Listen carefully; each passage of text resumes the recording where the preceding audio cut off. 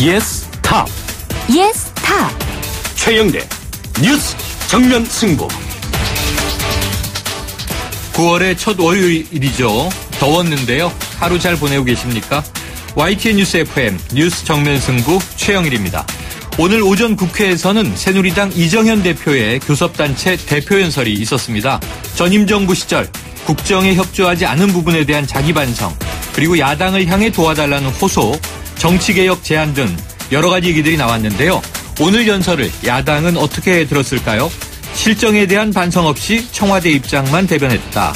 집권 여당의 책임을 망각했다. 이런 혹평이 이어졌습니다. 본격적으로 진행될 정기국회 과정이 순탄치 않을 것임을 예고하는 대목입니다. 한편 오늘 항저우에서 열린 박근혜 대통령과 시진핑 중국 국가주석과의 회담은요, 사드 성주 배치 발표 이후 정상 간의 첫 만남이었죠.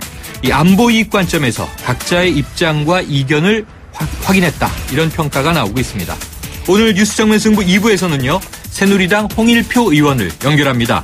어제부터 시행된 북한 인권법의 의미와 남은 과제를 비롯해서 교섭단체 대표연설 등 현안에 대한 입장 들어보고요. 한중 정상회담의 주요 내용은 3부에서 자세히 정리해보겠습니다. 뉴스 정면 승부 지금 시작합니다.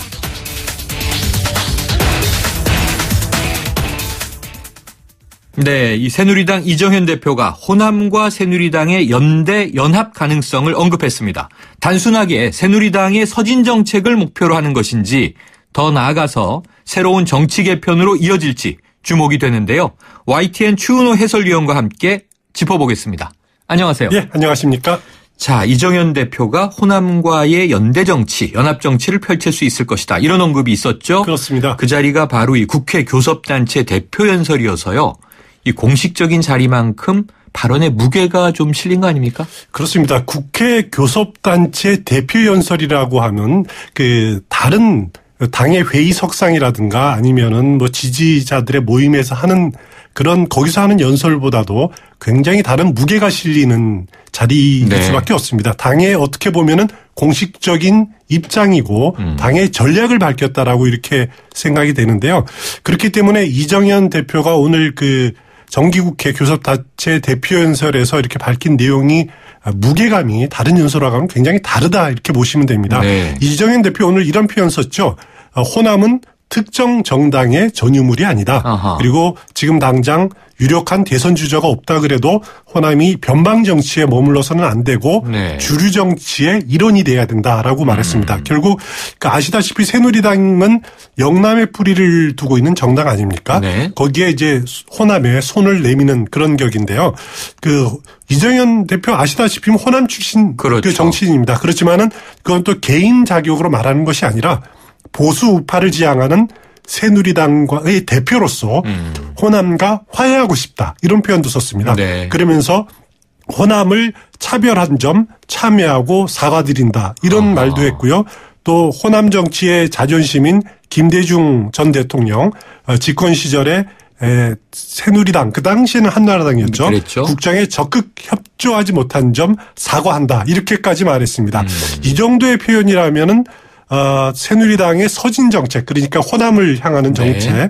또 아니면 이정현 대표가 공언했던 내년 대선에서 호남 20% 득표, 이런 전략을 넘어서는 의미가 있는 것이 아니냐, 네. 이렇게 해석해도 무방하지 않는가 생각이 됩니다. 네, 이 지역구도 타파라는 점에서는 의미가 있어 보이는데요. 그런데 그동안 새누리당에서는요, 이 친박을 중심으로 이른바 TK 충청 연대론이 있었잖아요. 그렇죠. 그러니까 이게 대구 경북 지역과 충청 대망론의 이제 결합을 얘기했던 건데, 그럼 이 전략이 수정된 걸까요? 물론 TK 충청 연대로는 새누리당의 공식 전략은 아닙니다. 네. 친박 일부에서 제기되는 끊임없이 제기하고 있는 그런 전략인데 네. 이 전략의 핵심은 다 아시다시피 반기문 유엔 사무총장 그렇죠. 아닙니까? 그렇죠. 반 총장 영입해서 친박 중심의 TK와 그리고 반 총장의 충청이 힘을 합치자라는 전략인데요. 이 전략은 근본적으로 3자 대결을 가상하고 있습니다. 그러니까 반기문, 문재인, 안철수 이렇게 3자 네. 대결을 가상으로 한 전략인데 근본적인 약점이 있죠.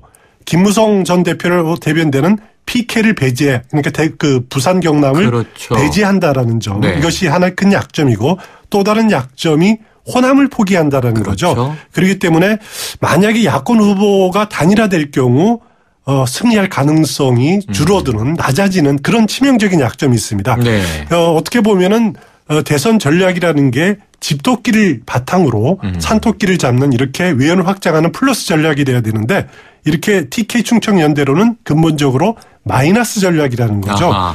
그렇기 때문에 이정현 대표의 호남연대로는 이런 치명적인 약점을 좀 수정을 하고 네. 새로운 가능성을 모색하겠다. 이런 공세적인 전략으로 수정이다라고 저는 이렇게 생각이 됩니다. 물론 현실적으로 지금 반기문 유엔 사무총장이 친박 일각에서 주장한 구상하는 대로 이렇게 꽃가마에 등극하는 네. 올라타는 그런 상황이 여의치 않을 거다라는 현실적인 판단도 아마 작용을 한 것 같고요. 결과적으로 지금 단계에서는 새누리당과 호남연대론이 어느 정도 성사 가능성이 있는지 정확하게 말씀드릴 수는 네. 어렵습니다. 그거는 기본적으로 박지원 국민의당 비대위원장이 계속 새누리당과의 연대 가능성에 대해서 이렇게 부정적인 말을 해왔거든요. 네. 뿌리가 다르다. 정체성이 다르다. 이런 말들을 해왔기 때문에 실현 가능성이 어느 정도 되는지 잘 모르겠습니다만은 하지만 정치는 생물입니다. 그래서 국민의당의 변화 가능성 앞으로 어떻게 변할지도 모르고 그래서 향배가 어떻게 전개될지 주목되는 대목이 아닐 수 없습니다. 자, 여당의 호남 구애 앞으로 좀 지켜봐야 될 것 같은데요. 문제는 야당의 텃밭 이렇게 부르잖아요, 저희가. 그렇습니다. 야당은 야당대로 이제 호남 텃밭을 지키는데 총력전을 펴고 있는데요. 특히 더불어민주당이 지난 총선에서 이제 호남 패배를 했기 때문에 이걸 만회하기 위해서 지금 호남 구애 전략에 박차를 가하고 있지 않습니까? 그렇습니다. 더불어민주당도 적통 야당이라고 자신들이 주장하지 네. 않습니까? 그래서 호남이 정치적인 고향이다라고 이렇게 네. 말을 하죠.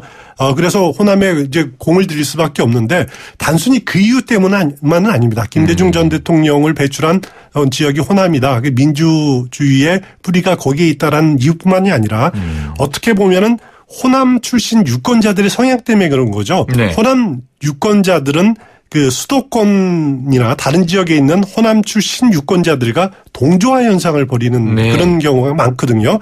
그러니까 호남의 여론이 비호남 지역에 있는 호남 출신 유권자들하고 상당히 표가 같이 작용하는 같은 표를 나타나는 경향이 뚜렷하기 때문에 네. 이게 호남 구애 전략은 단순하게 호남 구애 전략이 아니라 수도권 공략 전략이다라고도 말씀드릴 수가 있는 네. 겁니다. 그렇지만은 더불어민주당의 가장 큰 약점은 지난 총선 과정에서 나타난 이른바 문재인 비토론을 네. 어떻게 극복하느냐라는 게 과제가 아니겠습니까? 그래서 추미애 대표가 한 달에 한 번씩 호남을 방문하겠다. 네. 아니면 김대중 전 대통령과의 관계를 이렇게 계속 강조하면서 자신들이 야당의 적통이다라는 점을 강조하고 이른바 호남 며느리론을 네. 지금 내세우고 있죠. 네. 안철수 전 대표가 국민의당 안철수 전 대표가 호남 사이론을 내세우는 것에 대해서 네. 이렇게 좀 대응하고 있는 그런 추세입니다. 자, 현재 호남의 원내 의석은 국민의당이 장악하고 있어요. 그렇습니다. 자, 그런 만큼 이 국민의당에서도 이정현 대표의 호남 연대 연합론 특히 더 민감하게 반응하지 않습니까? 그렇습니다. 그렇지만은 오늘 의외로 박지원 비대위원장 등 지도부들은 이 문제에 대해서 전혀 언급을 하지를 않았습니다. 네. 물론 이제 국민의당 공식 반응은 송금주 수석 부대변인이 브리핑에서 한 반응이 전부인데 호남에 어떻게 발언을 했냐면은 호남에 대한 이정현 대표의 일방적인 구애는 현실성 없는 언어 유희에 불과하다. 이렇게 일축하긴 했습니다만 그래도 당 지도부라든가 비중 있는 사람들이 전혀 이 문제에 대해서 언급을 하지 않았습니다. 네. 그건 물론 상대당 대표의 교섭단체 연설에 대한 존중한다. 그런 의미도 있겠지만은 그래도 새누리당이 자신의 안방을 공략한다라는데 너무 점잖지 않냐라는 생각이 저는 개인적으로 좀 들더라고요. 네. 그래서 분명한 것은 이정현 대표의 호남 연대 연합 정치론이 분명히 국민의당을 겨냥한 측면이 있습니다. 네. 국민의당에 메시지를 던지고 가능성을 타진한 측면이 있지 않느냐라는 생각이 드는데요. 네. 1차적으로는 이번 정기국회에서 캐스팅 보트를 쥐고 있는 국민의당의 구애 손길을 내미는 측면이 분명히 있고요.